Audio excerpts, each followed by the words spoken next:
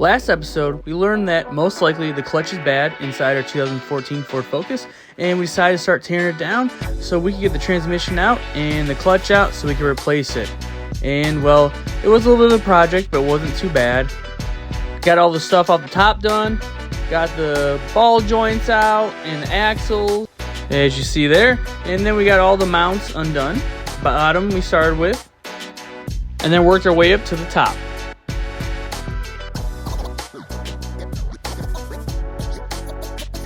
Finally, we're able to separate our transmission and then drop it to the ground. And when we dropped it, we even found the flywheel nut that we had dropped in the transmission, taking it out. So let's go and get this new clutch put in. First thing I had to do was get that stubborn axle out that I couldn't get out when I was dropping the transmission. So I dropped it out with it, and now is the time to get it out so we can lay this thing flat and start working on getting that clutch out.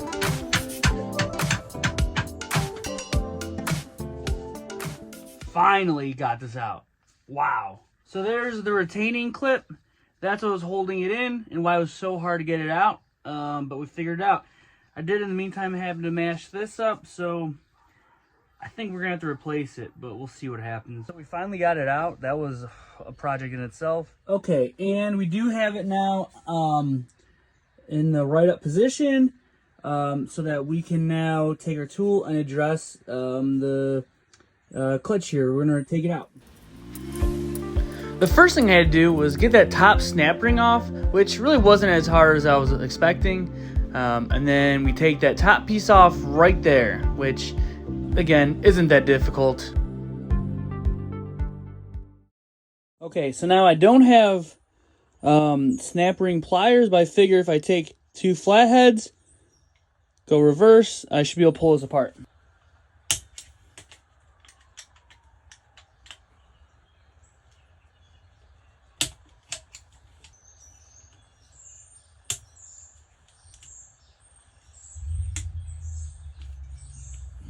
I think we got it.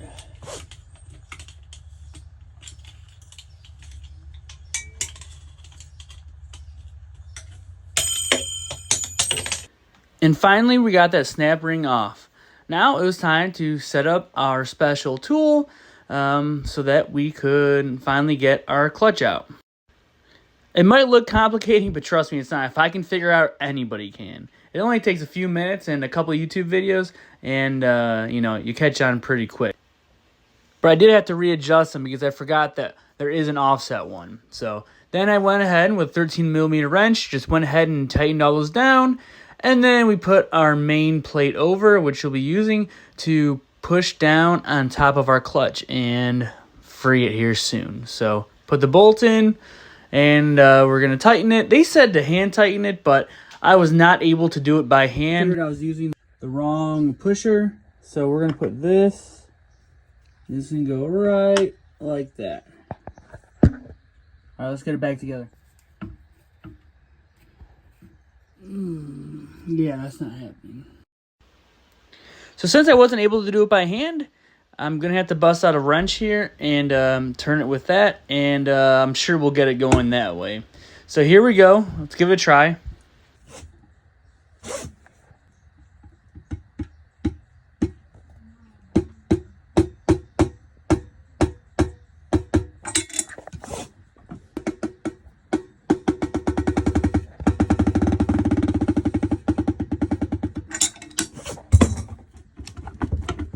All right, you see how it's getting more wobbly, guys?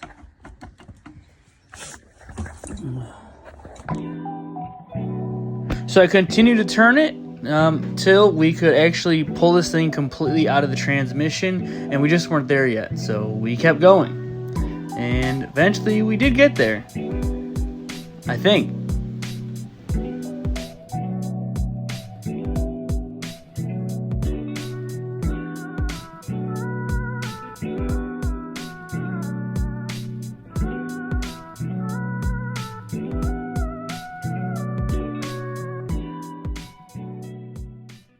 There is a lot of dust in here. Look at all that. I don't think that is normal, guys. Wow. And look at this. Look at the heat. Wow. Let's go ahead. Let's go ahead and remove this.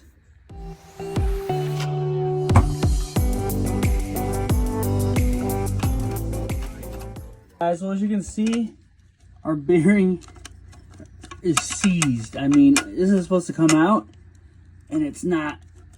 Oh boy. That's a problem. That's our issue right there. That is it. Alright. Obviously, we have some heat, and it's because this is frozen right here. So, we're going to try and remove this.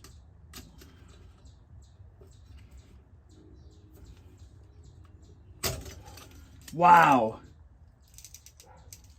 Woo! Alright, so we are going to take the forks out, and then we're going to clean this all up. Next, we got to take out A and B actuators, and then we're going to get the forks out. This is easy, and just requires a couple minutes. Alright, and this should just pop out like that. We have both actuators out now, and what we're going to do is we're going to take out the forks, and then we're going to take out the sleeve.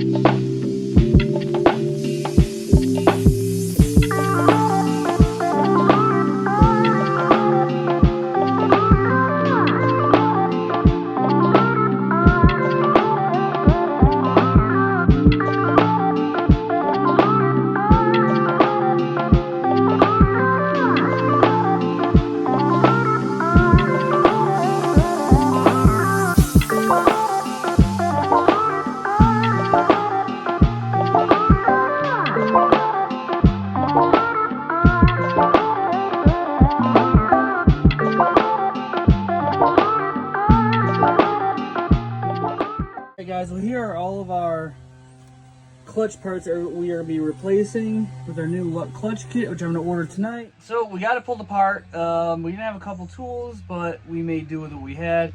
And I'm pretty happy with it. Didn't take us too long to get this all out. But I'm going to go ahead and get this cleaned up. So it looks like somebody's been in here and replaced the seal. Because the factory seal would be black. This seal right here is red. So it looks like they did upgrade to the newer seal, so we should be good with that. Here's our before product, and then I'll show you after when I'm done cleaning it.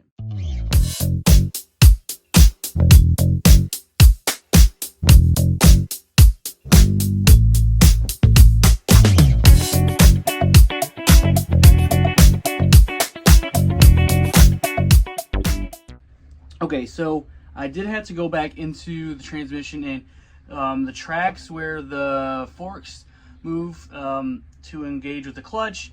I realized they just weren't clean enough, so I really had to go just with my towel and some more brake cleaner and just really scrub it so that those tracks are clean and there's no interference with them. So I just take your time, and then I also decided to go with the vacuum and not only suck out any dust or debris, but also to blow out, and a lot does come out when you blow out of these grooves. So I'm going to continue blowing this stuff out, and I'll show you what the cleaned bellows housing looks like. Look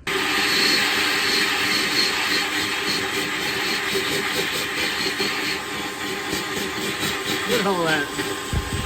Okay, so now look how nice and clean our transmission is looking. Now these are the tracks I was talking about for the forks. You know, they obviously don't look brand new clean, but what I can tell now is if you go over them, I mean, it's so smooth.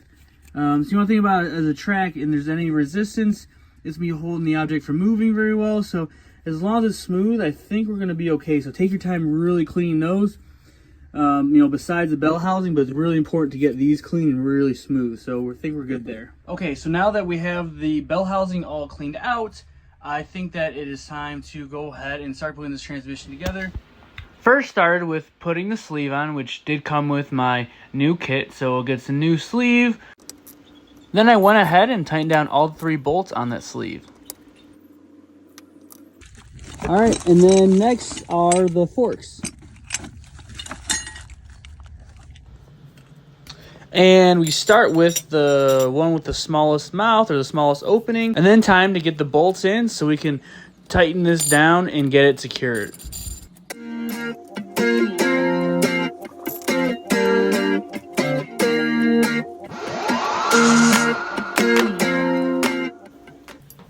And then I was ready to put in the second fork, which has the bigger mouth. And that's going to be the fork that's located on top of the transmission, which is fork A.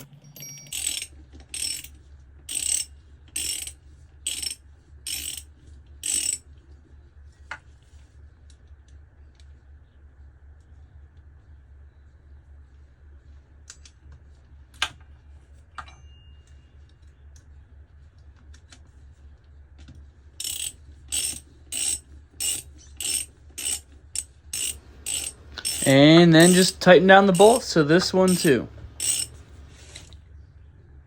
what I'm going to do now is I'm going to take the actuators, put them in, and make sure that these forks are properly aligned. And then I realized I should probably take the shipping clips off of the forks. Definitely take these off. Then I started putting the actuators back in so we could align the forks before I torque down all the bolts on those forks. Okay, so we have our actuator fit over here. Nice and flush over here. 8mm E-bolts right here. We gotta torque those down to about 20 foot-pounds. So we're gonna do it right now. Oh boy, so I almost forgot to line this up with this line right here. I did do it on this side. That's good. That is probably good. That's good. But this one, I totally forgot. That could have been like really bad. Like, I don't know exactly what would have happened, but it's a good thing that we caught that. All right, there's a click. We can now take our shift forks out. As you can see, they're no longer inside of the transmission. So I just got this premium grease, high temp. That's what we're gonna use. We're gonna put a teeny little bit on each bit of these forks here.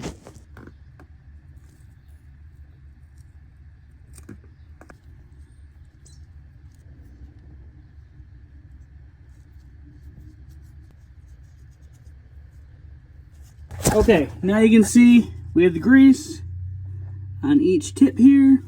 Get that off. Right here, we put a little more there. Throw out bearing. Now remember, this is what I thought was the culprit from before. This is what I think caused our transmission failure. All right, we're gonna inspect, make sure these tabs at the bottom are both there, not broken off. We're all good there. So then we are simply just going to go ahead and slide this over.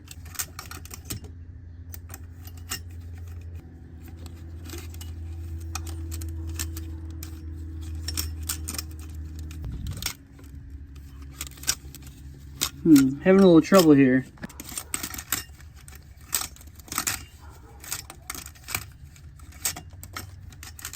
There we go. Okay, so now we got that in. We're gonna put the two bearings on right now. The biggest one goes on first, then the next one.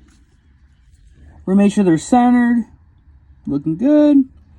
All right, now we're gonna put some grease around here and some grease around here. Not too much, guys, just enough.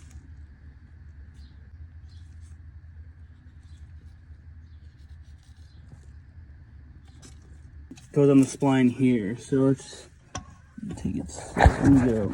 My flash. Like, can I hold? All right, so we were putting it on, and I forgot we have to take this ring out, and then this out, and then it can go on. Yeah, it goes this way. Look at this arm here.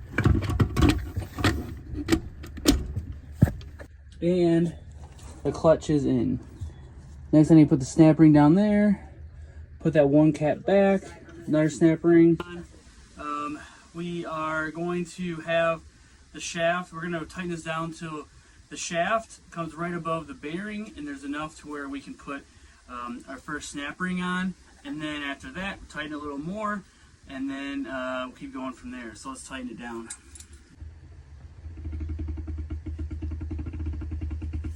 And don't forget when you're setting up this tool to make sure you're putting these opposite each other, crisscross, when you first start doing it. Needed to be, we have the shaft, the spline just up a little bit above the clutch here, or the bearing in the clutch. So now we're going to take this off, put the snap ring in, and then we're going to tighten it back after we get the snap ring on. So let's get this off here. Okay, so we're going to take this bad boy off. And hopefully, like I said, that we're going to be looking pretty good down there as far as having enough room to put that snap ring on. Clutch kit comes with the two rings.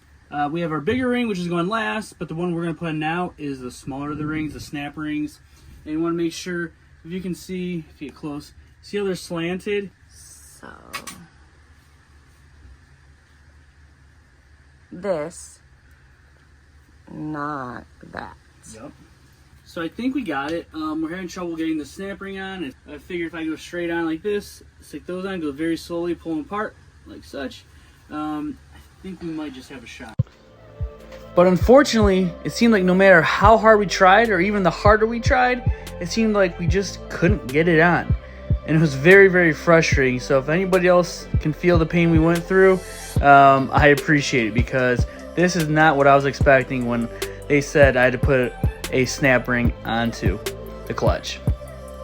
Then Brittany even got her hands dirty and started trying to put it on. Oh, all right, close. Oh! Woo, woo! Man, that was that quick. So I grabbed these at O'Reilly because it see how the end's flat? So when you push, it's not a circle that flips off. It's actually got grips. So this will literally take your job from 2 hours of wanting to murder your boyfriend, girlfriend, friend, coworker to 3 seconds. It clips right in. And look at that. All you have to do is get the right tool, get your lock ring pliers with the flat end, guys. This will save you so much frustration and headache.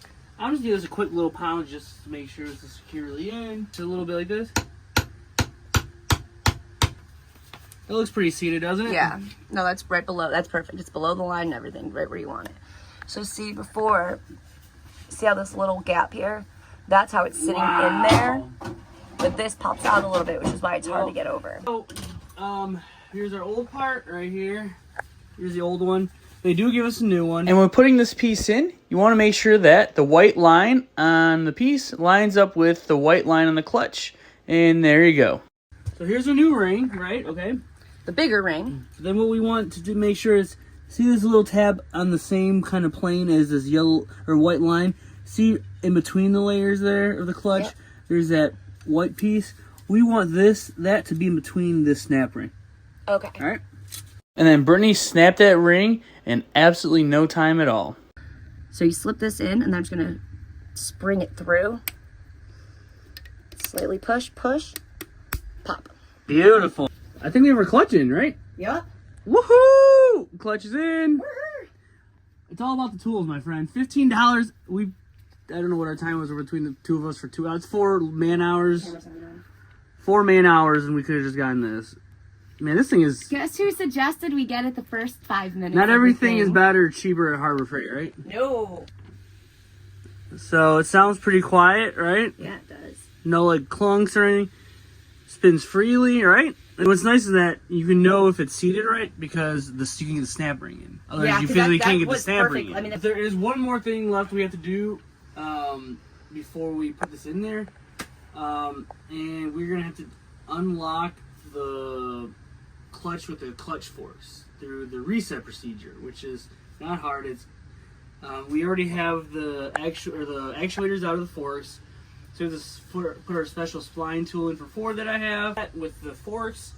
Since there are 2 forks, fork B and fork A, that means you're gonna do the 14 counterclockwise rotations procedure for each of the 2 forks. Some people try to do this before they drop the transmission to see if it'll fix their transmission issues. We tried it, it didn't, but this is the same tool. You can buy it separately, it's like $8 from Amazon. I did that first, so we're gonna stick that right in here, the spline. All right, so we're gonna go 1, 2, 3. You guys ready? And hopefully within 14 we'll hear it click.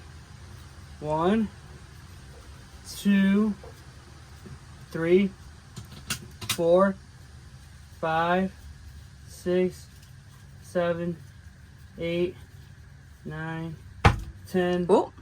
11, 12, 13, 14. See that? Mm-hmm. Pretty cool, huh? Yeah. So that one's done.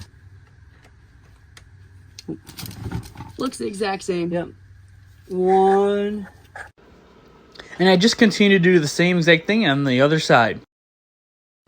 I think that we can put these clutch actuators in and start popping this bad boy in. Woohoo! We don't want a transmission jack, but I think between me and you, I think we can. I think I can manage that. The goal is to get a couple of these to get it up, lined up, and then the flywheel is going to have to, the holes are going to have to go onto these, mat with those, and then get a couple of these top bell housing bolts on, so we can kind of in there sitting pretty well, and maybe 1 or 2 on the bottom, even if they're loose, and then just get the top mount on, and then after that, it'd be pretty well held in. So question, that arrow, for those viewers who don't know, what does that indicate? Yes. So there's going to be a mark, a circle, there's going to be a mark on the flywheel. And wherever that mark is on the flywheel, on the engine in there where this mats to, we're going to want to get that to this to match the closest bolt that circle is to, and that's going to balance the flywheel with the clutch. See, because I don't think a lot of people would know that. So pay attention to little marks. Definitely, you want that's like gonna balance, that. It's going to balance your flywheel with Like your that. These little marks that they give you really are there to help things, you. Right? All right, guys. Well, that's it for this video. I'm glad we finally got that clutch into the transmission, and now the final step is just put the transmission back into the car, and hopefully when we go to crank the key, we have a running driving car after we do that 4-scan clutch adaptive learning. So we're on the final home stretch here, and next episode I guess we'll find out if all our hard effort really did pay off. We'll see you then.